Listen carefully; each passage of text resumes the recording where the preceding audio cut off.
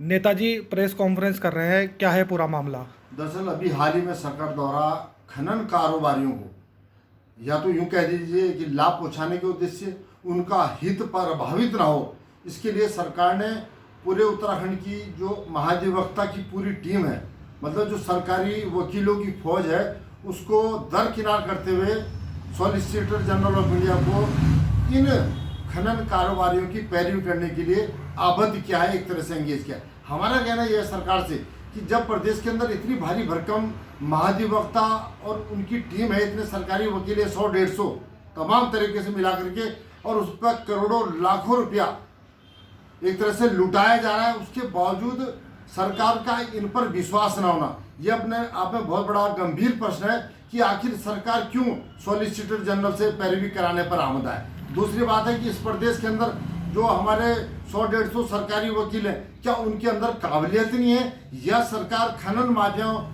को फायदा पहुंचाने के लिए ऐसा कर रही है कि कहीं केस हाथ से न निकल जाए। दरअसल मामला इस प्रकार है कि 2 जनहित याचिकाएं हैं और वो खनन कारोबार से जुड़ी हुई हैं, स्टोन क्रशर स्क्रीनिंग प्लांट से जुड़ी हुई हैं, जिसमें 300 मीटर के दायरे से दूर, चाहे वो अस्पताल हो,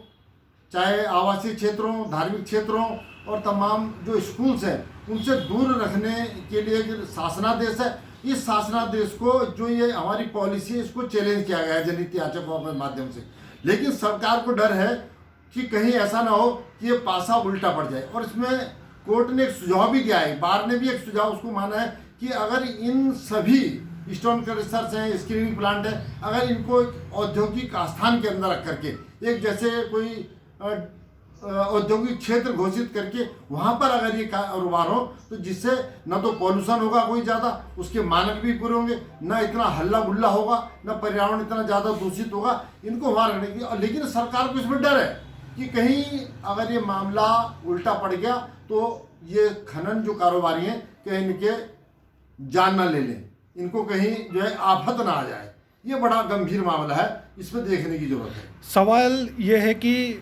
एडवोकेट जनरल व उनकी भारी भरकम टीम क्या कर रही है? वही मेरा आपसे भी कहना है, अभी मैंने इस बात को भी कहा है कि एडवोकेट जनरल और उनकी टीम जो है, इतनी भारी भरकम टीम सरकार ने माननीय उच्च न्यायालय में तैनात कर रखी है, सरकार क्यों इनका लाभ नहीं ले पा रही है? या तो ये नाकाबिल है, या सरकार जानबूझ करके इनको दरकिनार करके अपने स्वार्थ सिद्धि के लिए solicitor general of India Shri Tushar Mehta ji को आबद्ध करना चाहती है। उन्होंने आबद्ध किया है, अभी इस मामले में 22 तारीख लगी हुई है, 22 जुलाई को। हमारा ये कहना है कि जहां पर जनहित के मुद्दे होते हैं, तमाम जन सरोकार के मुद्दे हैं, उन मुद्दों में कभी सरकार ने ऐसी दिलचस्पी नहीं दिखाई कि हमारे जो श्रमिक हैं, हमारे राज्य आंदोलनकारी हों, या हमारे बेरोजगार हैं, तमाम तरीके से हमारे किसान हैं, इनका हित प्रभावित हो रहा है, इनके लिए पैरवी करने के लिए कभी दिल्ली से जो नामी ग्रामी वकील हैं उनको बुलाएं, लेकिन कभी उनके मामले में नहीं होता। जहां खनन कारोबारियों का, खनन माफियाओं का सवाल होता है, वहां पर सरकार छटपटाने लगती है, और उसी का नतीजा है कि उन बाहर से बुलाने वाले वकीलों पर आप ये समझते थे लाखों करोड़ रुपए भी खर्च होता है,